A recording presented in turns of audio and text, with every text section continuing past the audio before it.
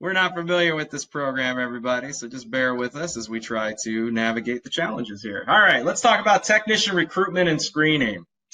So for a little quick background, if any of you guys are not familiar with us, we do run Fluid Services, which is a marketing agency and consulting service, but we also run Fred's Appliance Academy, which is training technicians from all across the country and the world. We've had students from Alaska, Hawaii, Florida, California, pretty much every state except for Vermont for some reason. So if anybody's from Vermont, give us a call. We'd like to figure out why nobody likes us there.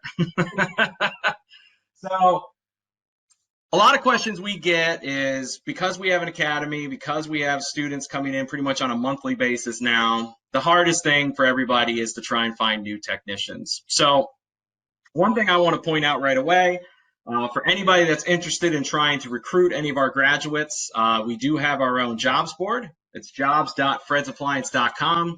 Any of our former alumni and whatnot that comes our way, we defer them to this site to post a resume or to look for a job opening. Just because it's an all-in-one spot for our students to go to. So it's free to post a job. It's free to post a resume. It's just a free service. We just wanted one consistent spot for everyone to go to. So feel free to post job openings there. You never know who's looking for an opportunity and when.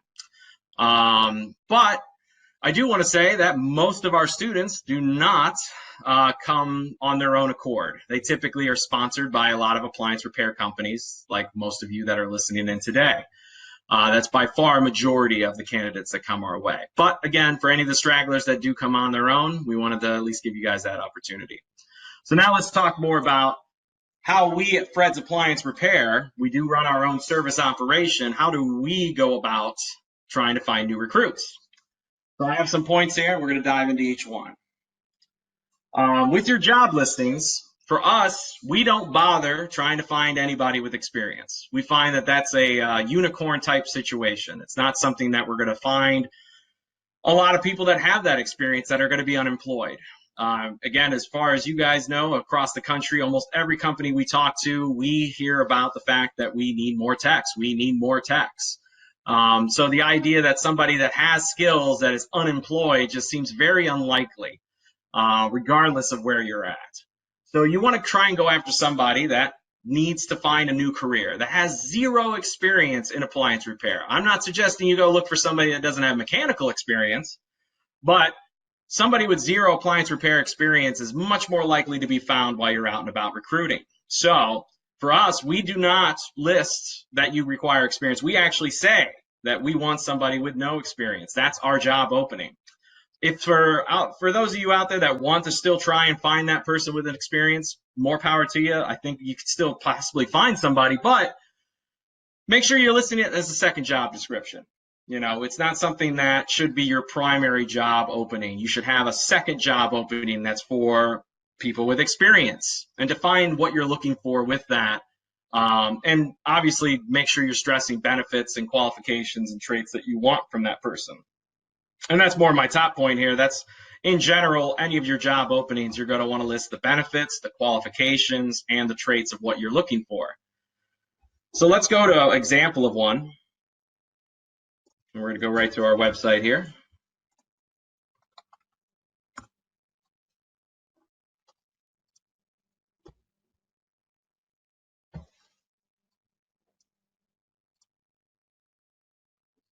And you're going to see, we start out by talking about the normal day-to-day grind, what they're going to be expected to see, what they're going to be doing, how many service calls we plan on running them from, where we're located, our service territory.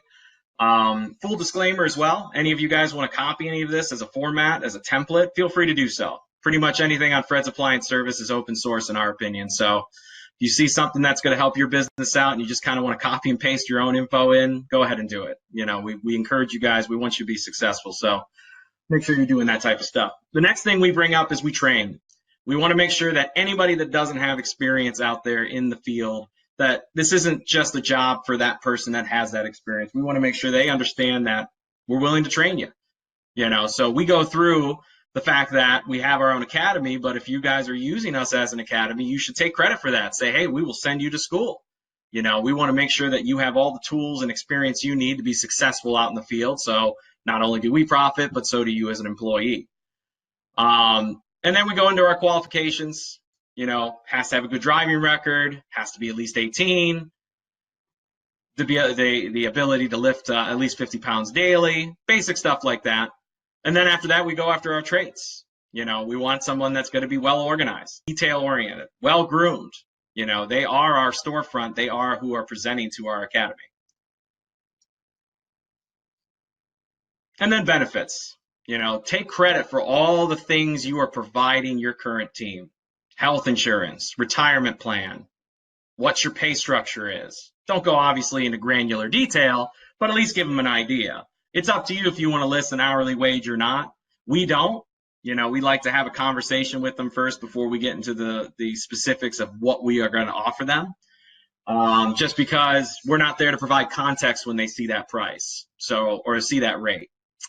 Paid holidays, paid vacation, paid sick days, your truck take-home benefit, tablet with an air card. You can see that we're just literally listing every single thing that we're doing. And you'll notice this is on the Fred's Appliance website. So you might wonder, why would I want to list this on my website? Most of my customers aren't interested in being appliance repair technicians, and that's totally true. But your customers might have a son that's looking for a new career path, a brother, a sister, an uncle, a nephew, or just the neighbor. You never know who your customers are. All of our customers have appliances, from lawyers to doctors to just general contractors. And some people are just sometimes right place, right time. They're on your website because their fridge broke. They didn't even realize there was a career where you could just fix refrigerators and washers and dryers. It's just not something that's being discussed at the high school level. So they're going to just stumble upon it, and hopefully your company left a great impression during the service call, and you could potentially get a recruit out of it. We have gotten recruits from previous customers of ours. In fact, we have one employed right now. That was a previous customer of ours through a warranty call, and had great experience. And the husband comes home and he's like, wow, this is great. And he was looking for a new job opportunity, and one thing led to another, and he's working for us today. Let's see here. The other thing you want to consider is not just your website, but whether or not you have it listed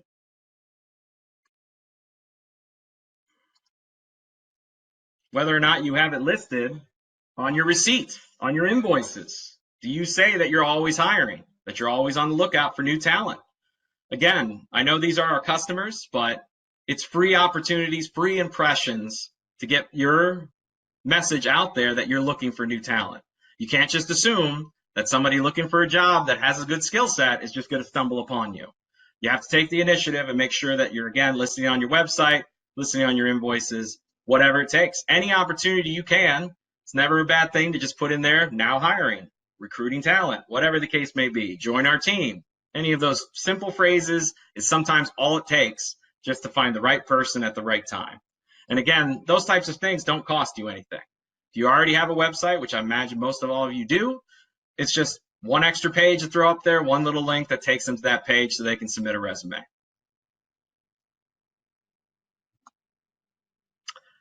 Let's talk about where and when to post. The short answer, everywhere. We specifically only post on Indeed and Facebook, mostly on Indeed. We find that the traffic to our website and the little bit of exposure we gain on Indeed is typically more than enough to get some recruits our way. But every market's different.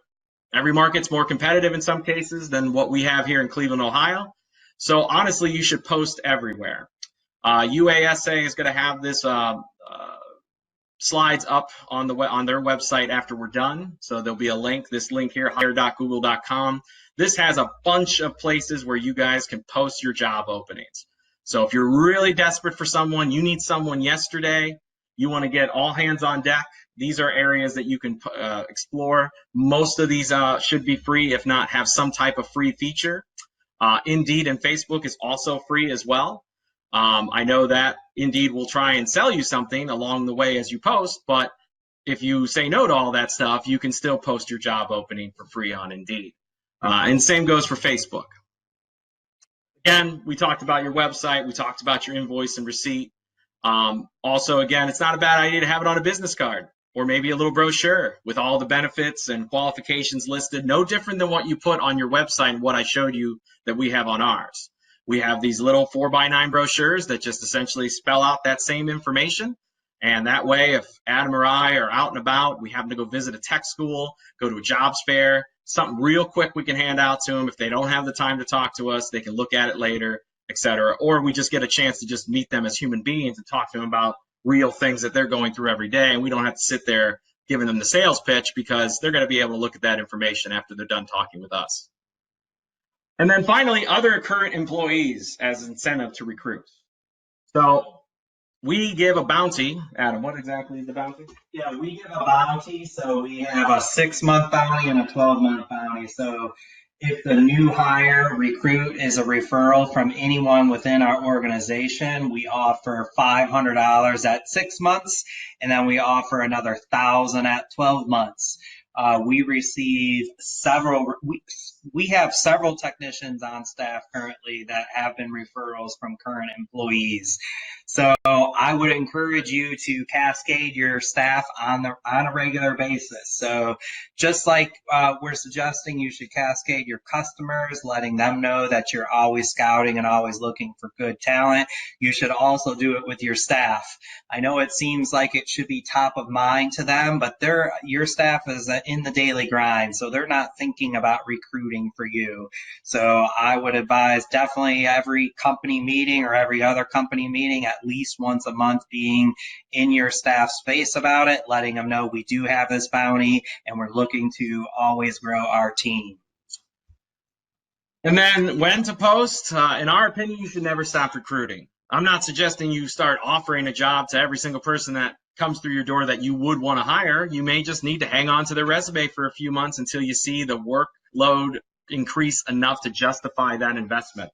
It's way better to have a couple resumes on hand that you could reach out to when the time comes than to start scrambling, hoping to get those resumes down the line. So we never stop recruiting, even if internally we may stop and not be as aggressive about it. But we're going to always accept resumes. We want anyone at any time that's on the website that's looking for a new opportunity and has a decent head on their shoulders to go ahead and apply, because you never know. We might just take the chance and try and make it work, even if we don't have the staff space for it, because as we all know, we can't find enough technicians as it is. So why turn them away? Why close that opportunity? So when you're posting a job, one of the key things with Google is location. A lot of folks that I see when they're recruiting a job opening, they tend to post it in the place where their home office is at, but their territory will span hundreds of miles in some cases, where they'll be traveling across the entire state lines and whatnot. Well, if you post in the specific town your office is located, for example, our office is in Madison, Ohio. It's about a 45-minute drive east of downtown Cleveland, where most of our work is in Cleveland area.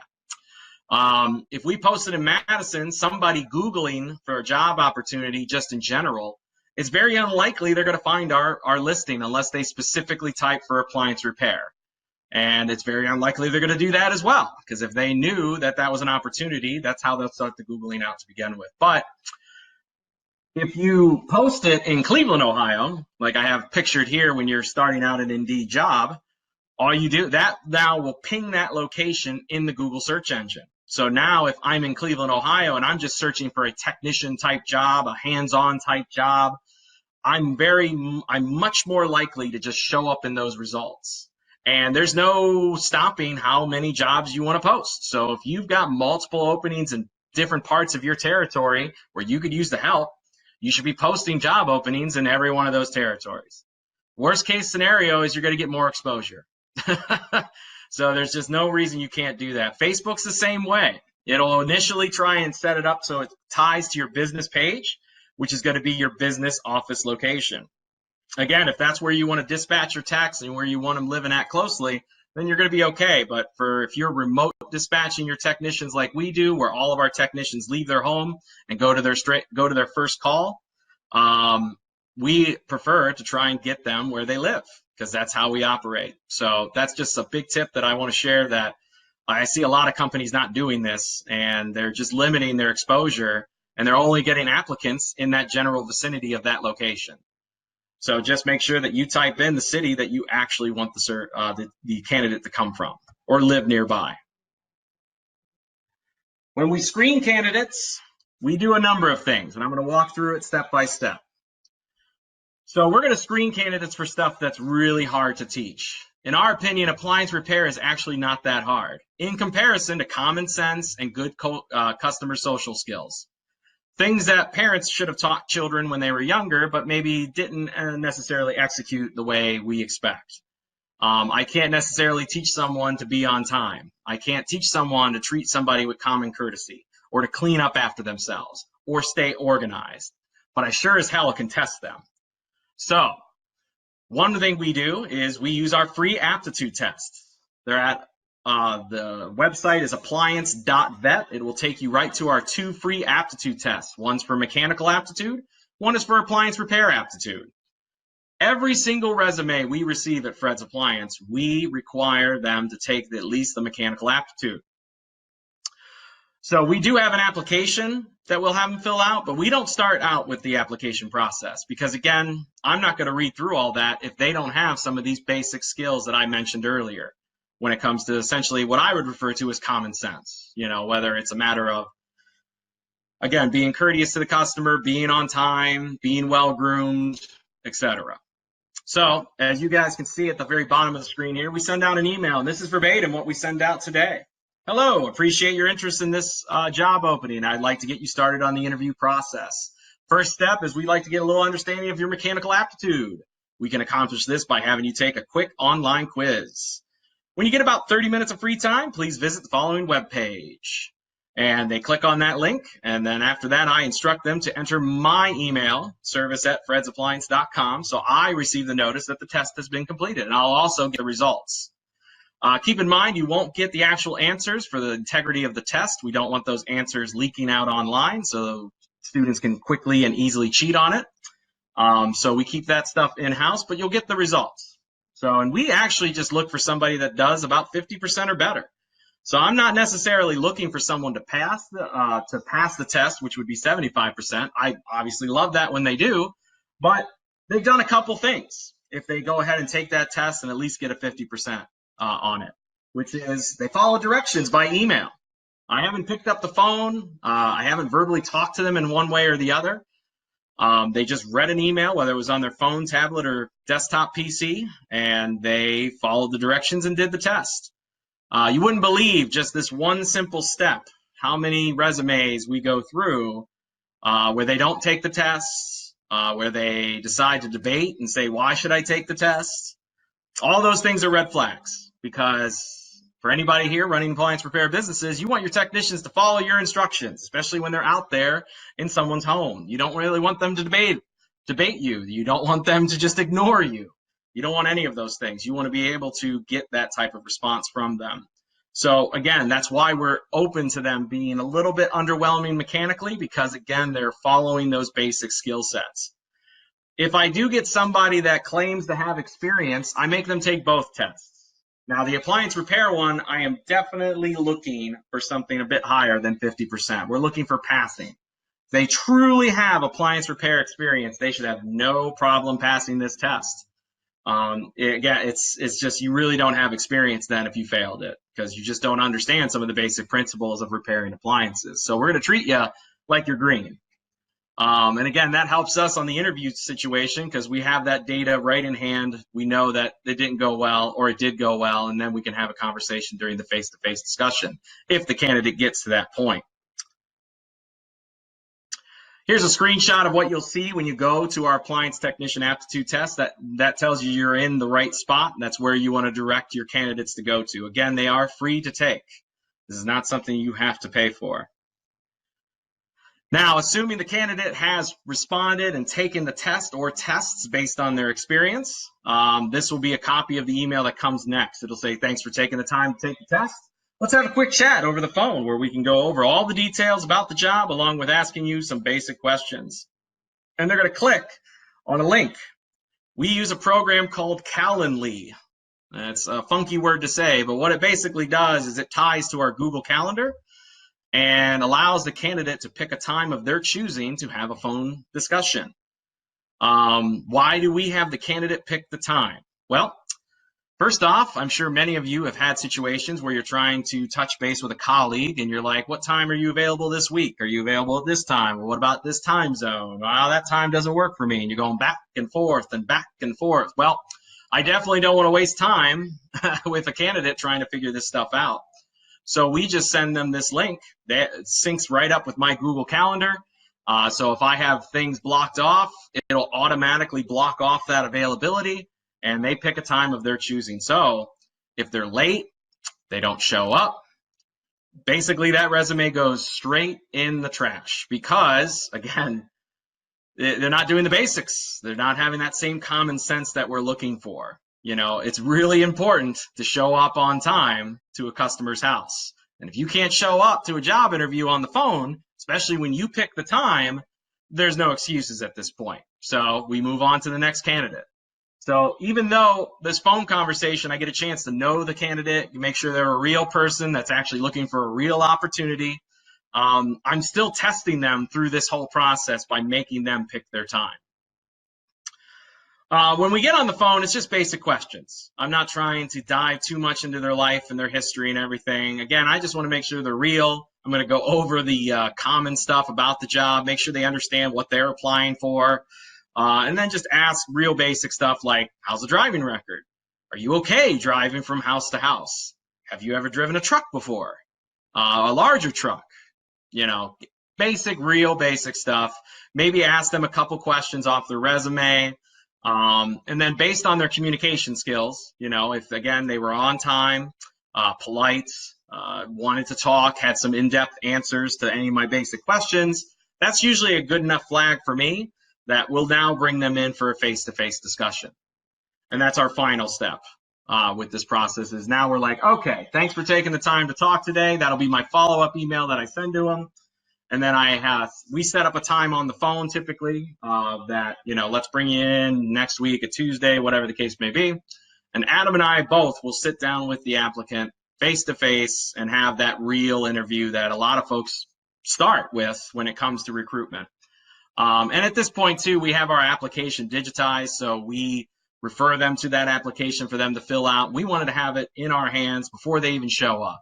Gives Adam and I a chance to review that information now where we feel like we're maximizing our time. We recommend a two-person interview. So what I mean by that is two people interviewing the candidate. So specifically, whoever was on the phone with them to begin with, and then the other person that wasn't on the phone. So Adam's never usually on the phone interviews. It's either me or his sister Holly. And one of us will sit in the room with the candidate because we want to see if any of the stuff we talked about on the phone sticks. If I mention certain things about the company and how we operate, Adam will ask a similar question right back at him about how we operate. Alex went over the benefits with you. Any questions you have about that?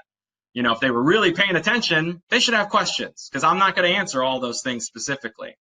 Again, even though I may have already tested them a lot, we want to test as much as we can before we make an investment in them. So having that time and making sure that we kind of cross-examine ourselves based on the phone conversation is really powerful. Because then afterwards, once we're done having our face-to-face discussion, Adam and I can review notes and see, hey, did they talk about everything? Oh yeah, everything that I talked with him on the phone about is working out. They mentioned this, they mentioned that.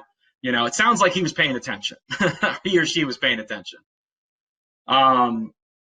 But the last thing we want to point out about the face-to-face discussion is we rarely make an offer during it. We prefer, again, to discuss this afterwards. Now, there have been opportunities where a candidate has really impressed us across the board where we make that offer in the moment. But most of the time, we like to sit on it, make sure we discuss it. We might even talk to our senior techs about them. We may consider having them ride with a senior tech for a day or so. We'll even pay them for their time before we make a job offer. And this accomplishes two things. One, we're making sure they're going to like the job. They're going to get exposed to it. We don't want anyone getting cold feet after a week and go, this ain't for me, and walk away. While we're okay with that and they're being honest and upfront, we'd like to avoid doing that before we make that offer. So we may go that route, or we may just have a conversation with a senior tech to say, like, here's some qualifications. Is there anything else we should be poking around, asking about? And we may call the candidate again and have another conversation if we feel it's necessary. So make sure you're leaning on your own team before you make a final decision, especially some of your senior staff. You know, they've seen a lot more on the road, especially if you yourself as an owner or manager are not running the road calls anymore. It's really important to just get that extra exposure and ask those questions. Because again, more information you have, the less likely you're going to be wasting your time and your money on a candidate. And finally, I just want to touch on how we train. So we train for 4 to 6 months with any new candidate. As we started out this webinar, we mentioned that we're not looking for folks with experience. We're just not likely to find them. And we've spent a lot of effort and time in how we groom and train our new recruits from the start. And it's a 4 to 6 month process. And that really just depends on the candidate. It's not going to be every single candidate out there that's going to get it knocked out in 4 months, or even might push it all the way to 6 months. That doesn't necessarily mean they're a good technician or a bad technician. It's just how quick they learn. People learn at different paces. What we start with is we have them ride with a lead technician for 30 to 90 days. So we're not putting them right into our classroom. So even though we have the academy right next door, we're not putting them right in there. We don't feel that that investment is wise. We want to expose them to the different things they're going to see on the road. We want to expose them to how we operate. We want to expose them to specific products they're going to be working on the road. So that way, when we do make the investment to put them through the 3-week course, they're going to have the idea of what the job takes. They're going to be more exposed to it. When we talk about certain scenarios, they're going to be able to imagine a specific one that happened when they were out on the road. It's just a much wiser investment to get out of that. Adam, do you have anything you want to touch on that or no? Yes, basically it's transparency. So we want transparent communication. Towards the end of the face-to-face interview, I will, if I think I'm going to offer them an opportunity, I will talk to them about transparency, and I will explain to them that if we do make an offer to you, we will have you ride with a lead technician. And even after just a few days, if you feel like this isn't for you, it's no hard feelings. Let's part ways before we get too invested into each other. And then it just makes for a much better experience with them, and they don't have to feel obligated in any way to stay with your team if they think it's not something that they're going to like. So, be transparent with these candidates, and that will help prevent the heartache of potentially losing candidates after putting 6 to 12 months into them. Yes, agreed. So after we've gone through the course, then we'll have them ride with a lead technician for another 90 to 120 days. And again, this comes down to the tech. We really want, as Adam stressed, transparency with them. It's in their best interest from a productivity standpoint and a money-making standpoint for them to get out on their own and running service calls. But at the same time, we don't want to put them out there where they're constantly making mistakes, constantly second-guessing what they're doing, struggling to get through the day. Again, a technician is not an easy job. It's just something that we want to give them that time. I'd also like to add to that is that we almost want to be at a point with these trainees where they're almost anxious to be on the road. They're almost bored. Like, I'm ready to run my own calls. I'm sure just about each and every one of you on the phone, we probably, including us, we can share an experience where we threw our trainees to the wolves way too soon because we have all kinds of work that needs to be done. And then next thing you know, you bust their morale and they're not confident in the customer's home. And as soon as customers can smell lack of confidence on your new hires, then you're in deep trouble. So, you want to get them to a point where they almost have some control. They do have some control over when they're ready to run calls on their own. Obviously, once we get to the 6-month point, if they seem like they're, not ready, I'm going to be, obviously reaching out to them and asking what's going on, how you feeling. I will say that hasn't happened yet, but obviously that potentially could in the future. But at 6 months, I would start getting a little antsy.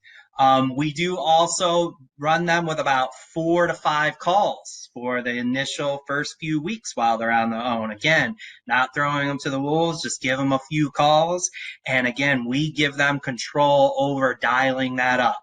Our goal is to have all of our technicians running 10 calls a day. So that, again, that depends on the candidate and their aptitude and how fast they've learned. Yeah, so again, we just want it's all about understanding that these guys and gals do not have the experience. So we have to just give them time. And there's, especially in the middle of the summer months, if you're up here in the northern part of the country like we are in Cleveland, that's when you're most busy. That's typically when you need those techs. And it's so tempting to just want to push them out there after they get hired. They had a couple good, they're riding with elite tech. They seem to be connecting with it. They seem to be getting it. And you just want to push them right out there after maybe 30 days. It can be a recipe for disaster in the long run, because again, you want to keep these people for a long time. You want them to stay with you for 5 to 10 years or longer. And sometimes that first year is where we're seeing a lot of people struggle. It's the temptation to want to get them out there, get that revenue in there, get those calls taken care of. But if they're missing out and they're making mistakes on the diagnosis, that means you ain't making money. It's going to be hard to have them make money, whether you're commission or hourly or salary or however you're paying your tax. Nobody wins. Your customers give you a negative review on Google or Yelp, and you got to deal with that now too. So take your time with your techs, give them patience, and understand that almost all the technicians that we see getting into the field, not whether they're coming through Fred's Appliance Academy or whether they're coming through just any other service company, they tend to be green. It's not being trained at the high school level. It's not being trained at most other colleges. They're just not exposed to it. So we have to give them the time they need to get their head wrapped around how this job works, what it takes to diagnose, and so they could be successful. And that's it. I mean, that's really all we do from a recruitment standpoint, as far as the step-by-step process of our screening, how we post our jobs. It's again, we just post on Indeed and Facebook and on our website. That's the main area we get our recruits, and then from our own employees recruiting on our behalf while they're out and about talking with their family and friends, and when they're out running calls. I'd also like to add that myself and Alex, we're always available to field questions. So if you guys have any questions over the next few weeks or even well into the future, we're always here at your service, even for things unrelated to what we talked about today. So my email address is very simple. It's adam@fredsappliance.com. So if you would like to reach out to me, feel free, and we will definitely answer any questions that you have. We very much appreciate you joining us today, and we hope that you all have a great weekend. And I will turn it over to Sarah now to do the final wrap-up. Thank you, guys. Thanks, everyone, for joining us today. We will have the presentation available for you to replay shortly. So if you have any questions, feel free to reach out to Adam or Alex, or you can reach us at administration@unitedservicers.com. We look forward to our next webinar in 2 weeks. Have a great day.